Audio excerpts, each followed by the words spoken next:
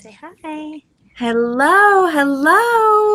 It's me, Jen Albertini, and my oldest daughter, Alyssa Fox, and Lincoln with his Halloween shirt on.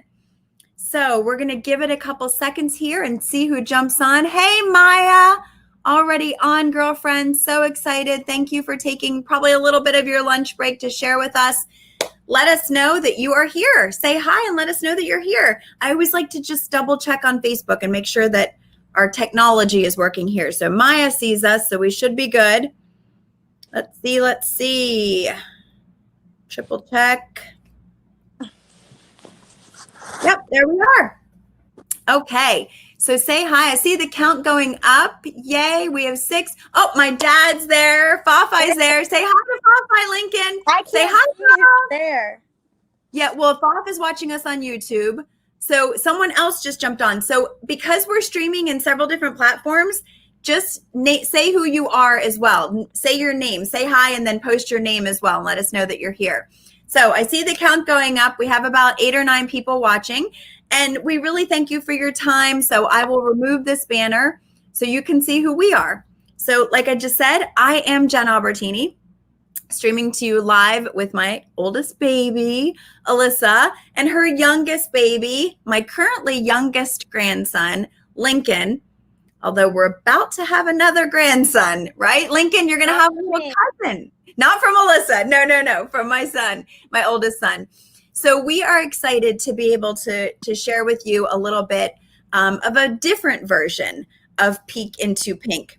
So those of you that are joining us from the Mary Kay world, you know that usually we talk about Peek into Pink being that we share about the Mary Kay business opportunity.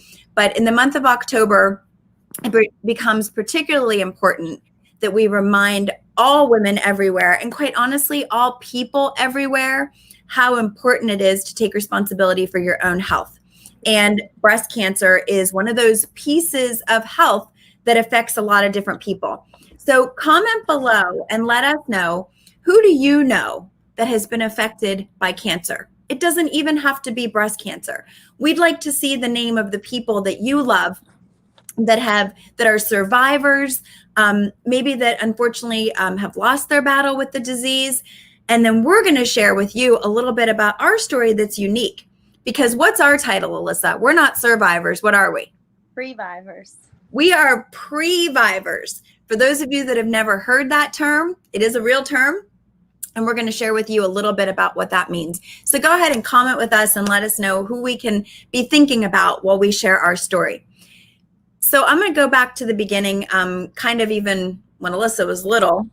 And some of this she may or may not remember. But I know for myself, even as a teen, I always knew about breast cancer, about being aware of self-exams.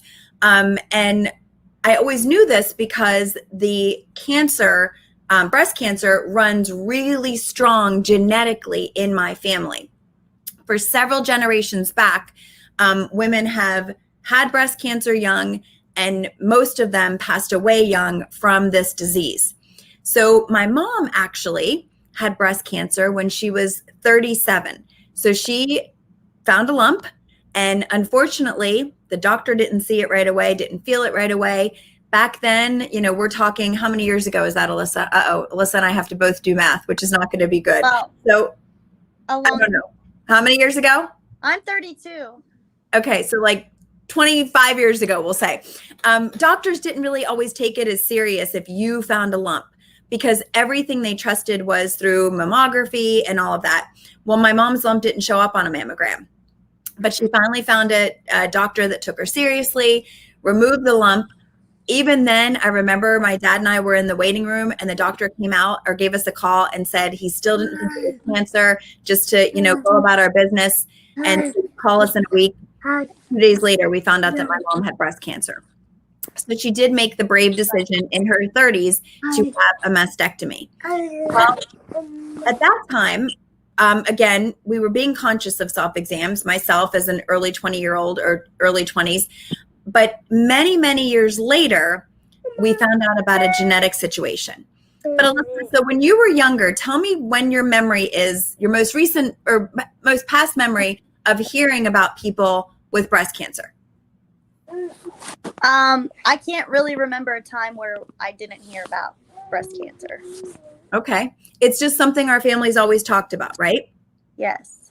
It's very much a word that I feel like other families look at like, you said cancer, and I feel like it's just part of my vocabulary. Yeah, it was never as scary to us because I think of how bravely my mom navigated through that, right? Yeah. And I think, at least for myself, I wasn't really thinking about if I get breast cancer because of our family history. It really was more of a thought process of when I get breast cancer. What will I do with that? What will that look like? What will my choices be? Right? Is that kind of how you thought the same thing, Alyssa? Yes. Unfortunately. Yes. Unfortunately. But like I said, we had a strong role model and we handled it bravely. Well, after I had my youngest daughter, who's now 16 and a half, it came to our realization in our family that my mom became part of a genetic study. And the genetic study was through Fox Chase Medical Center in Philadelphia. And they agreed with her that if she would be part of this study, they would do genetic testing. And if she tested positive, that they would test all of her first line family members. So her siblings and her children, which I also have one sister. And my mom had one sister and two brothers. So my mom, again, bravely being part of this research program over 17 years ago, found out that she had a genetic mutation known as BRCA1. So commonly referred to as BRCA1 or BRCA1 positive. And what this meant is that it raised her risk of breast cancer well over 80% in her lifetime. It also meant that because of DNA being 50% from your mom and 50% from your dad, that her children had a 50% chance of inheriting this genetic disorder. So my sister tested first, my baby sister, who's 7 years younger than me, and she tested negative. And that was just a beautiful gift. And she didn't have to think about the genetic component to breast cancer. And my mom's two of her siblings chose to test. So her brother tested and her sister. They both also tested negative. True, right? You don't have that genetic component. And let me also make a little side note. The reason my uncle decided to test is men can carry this genetic disorder. It does raise their risk of breast cancer, but it also gives them a 50% chance of passing it on. And my uncle has two girls, which are my first cousins. Well, there's other cancers that we don't have to cover. You can, it does increase your risk in males just for other types of cancer, just like it's not just breast cancer for females, which you didn't get to that yet. So. Right. She's jumping ahead a little bit, but she is right. So this is not just a breast cancer genetic disorder. We're kind of covering that right now, but it did raise a risk for my uncle and then also to pass it on. So he tested negative and my other uncle declined to test. So all of a sudden it was my turn. I had finished nursing my youngest baby and I went for the genetic test. I drew the short straw. I was BRCA1 positive, which meant that I carried this genetic disorder, which again raised my risk of up over 80% of contracting breast cancer. It also meant that I now had a 50% chance of passing it on to my children, which at the time I did have my 5 kids that you guys know about.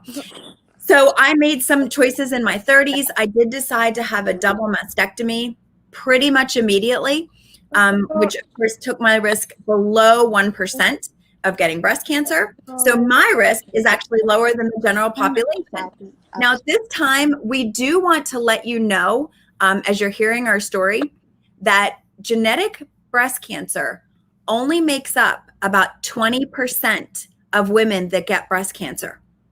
So if you're listening to us share our story and you're thinking your mom never had breast cancer, your grandma never had breast cancer, your risk isn't close to what mine is, guess what? It is. Because only 20% of people who are diagnosed with breast cancer also have the breast cancer gene. The difference is when you have the gene, your risk of getting it is so much higher. Okay? So Alyssa, what happened whenever you heard that I had the breast cancer gene? Tell us what you thought. How old were you, first of all? Do you remember? I was 16, almost 16. Okay. All right. And what did you think about that? So having your grandma go through breast cancer when you were in kindergarten, and now hearing that your mom had this breast cancer gene and was going to have this surgery, what did you think? Do you remember? Yeah. Again, I didn't think anything. I mean, to me, it was the normal thing to do. I remember just being there with you, you know, helping you. And it was just kind of like what you did. You found out you had BRCA, so that's what you did. There was really no thoughts because it just seemed like our normal life. I agree. I think it was one of those things, again, when you have that in your mind that your risk of getting breast cancer is so high, and now you have this genetic diagnosis, it just makes logical sense to do what you need to do to try to prevent yourself from becoming a breast cancer survivor.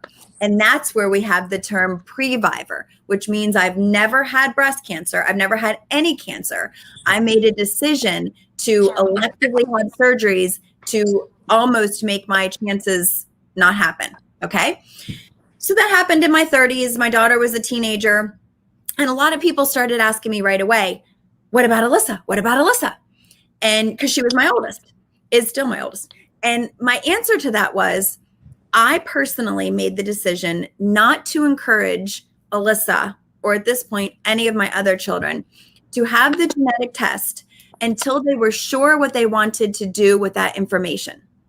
Because you see, not everyone who gets diagnosed with BRCA decides to have a double mastectomy, because there are other things that you need to do for breast health.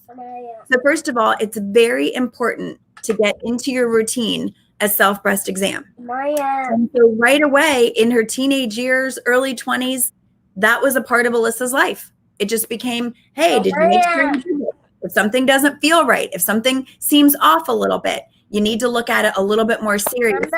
Don't let the doctors just say, you know, oh, come back in 3 months, right? We need to take it a little bit more seriously. Right, Alyssa?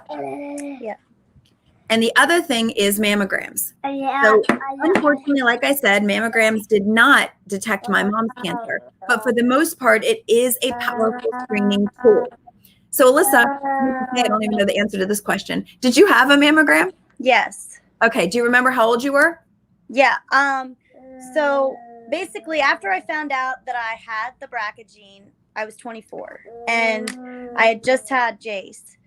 So my doctor, my OB, was very much, she was a very big support system for me. She pushed me in every way possible. But because I wasn't ready to make any permanent choices as far as I was not done having children and stuff, because of my family history, she recommended me do mammograms. So I probably did 3 in my lifetime. It was basically just, so I was probably like 25. Okay.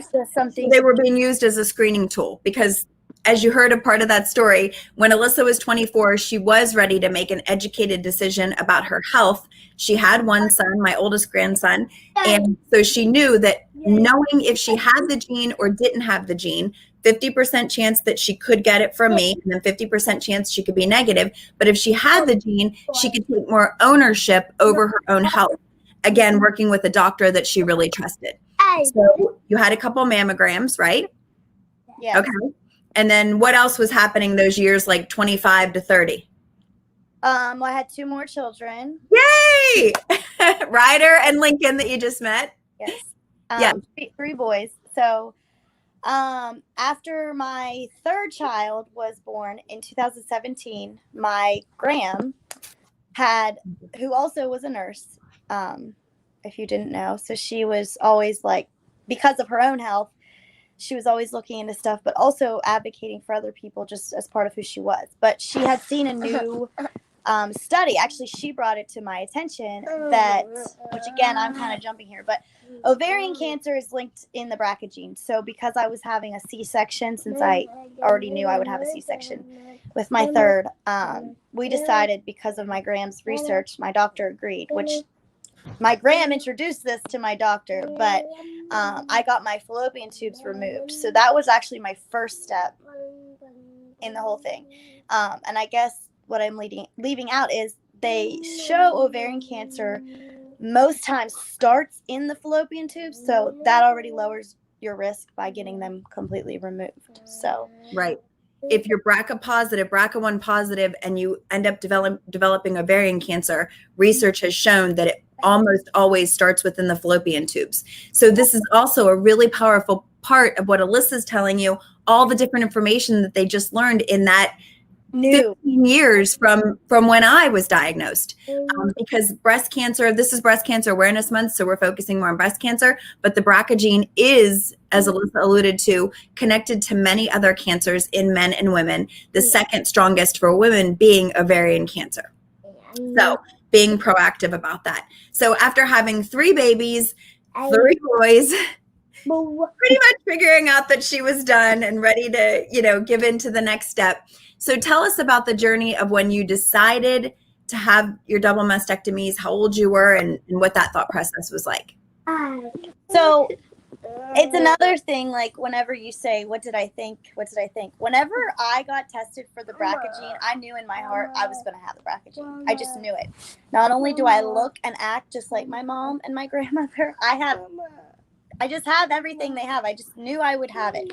So comment here if you think Alyssa and I look like each other, although our hair is different color. But other than that, comment here if you see a familiarity, or if you think we act alike. Would you know she's my daughter? Okay, go on.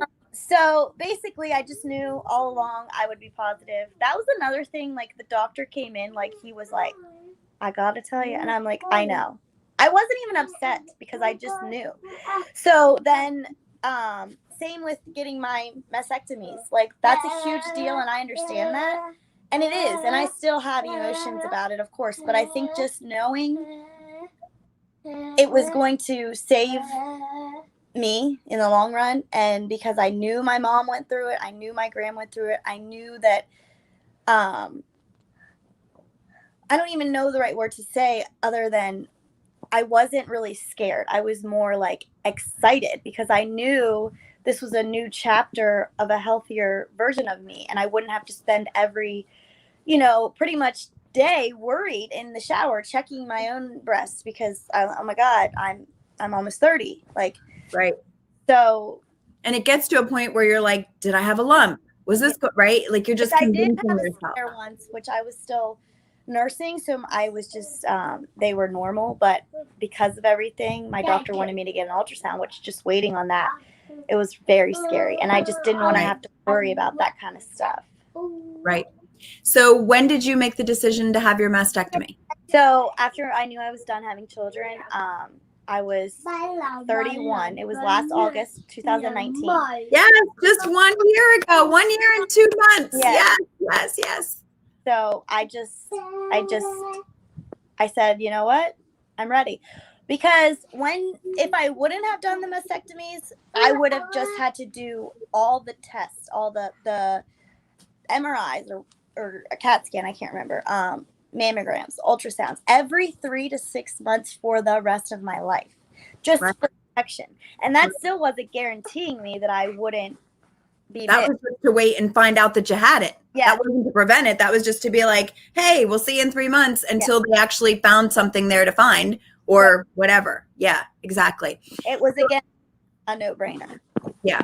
So I think a large part of our story is the fact that my mom, her Gram, was so brave in this forefront. She knew her family history. She was a nurse, so she took control over gathering the information and just going through this process so bravely to let us know that it's okay. It's a decision. It's a decision for your health. Following in her footsteps in my 30s, then, going through the same process. Alyssa then in the same footsteps in earlier 30s, but kind of the same thing. And, Alyssa has boys. Obviously, our hope is that by the time those boys would need to be tested, there's a cure. That's what we're all trying to figure out, right? We're all trying to figure out the common link with breast cancer and finding this cure. The rest of my children, I have children that are older now. if they're in committed relationships or they wanted to know more about this research, I could encourage them to find out more. Adeline when she's a little bit older. But a lot of cancers are linked to breast cancer. And a lot of cancers are linked to the BRCA genetic disorder. So funding research for those cancers is a huge part of finding a cure for many, many, many cancers. And, you know, when we talk about the cure, obviously that's the ultimate goal, but you can hear the difference in the story between my mom, you know, 20 some years ago, to me, 15 some years ago, to my daughter a year and 2 months ago. So that money that you're donating, that right now you have that trigger about Breast Cancer Awareness Month or any cancer awareness, really is making a difference in research and people that are dedicated to this research. So I just want to look at the comments here and do a little shout out to some of you who commented.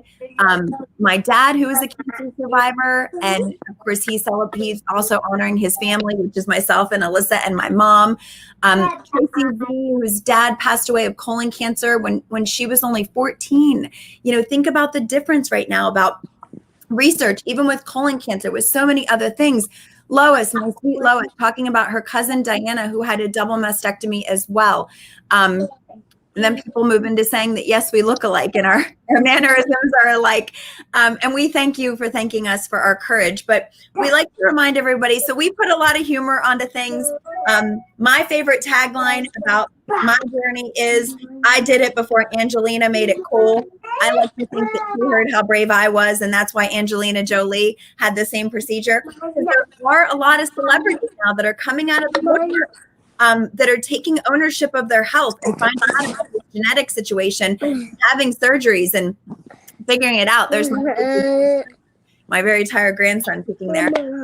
But Alyssa and I just wanted you to know that it really comes down to taking power and understanding that it's all about the choices you have, the power of going to your doctor and talking. If you have strong family history, talk about it.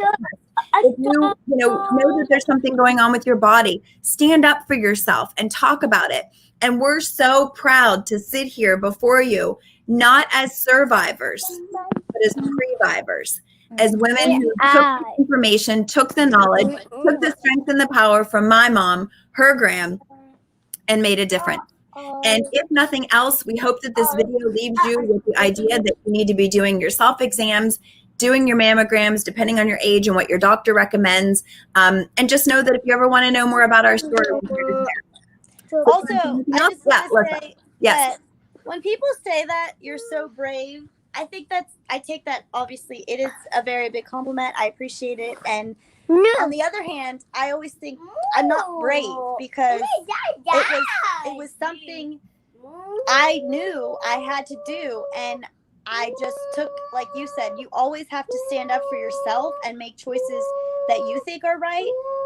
So yes, I take being brave as a compliment. I love hearing that. Thank you. But also, don't look at it as courage. Look at it just as, this is what I have to do for my health, for my body.